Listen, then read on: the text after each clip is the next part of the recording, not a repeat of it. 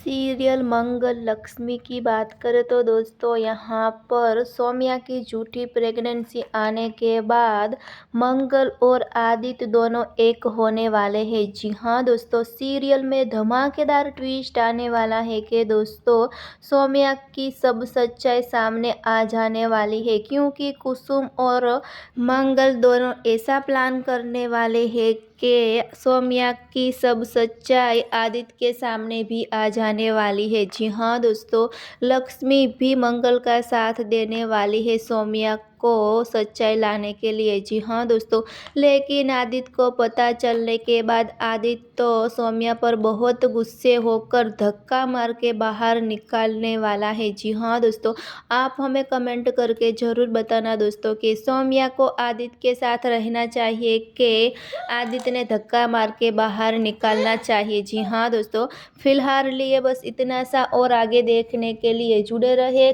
Are के serial story के साथ दोस्तों।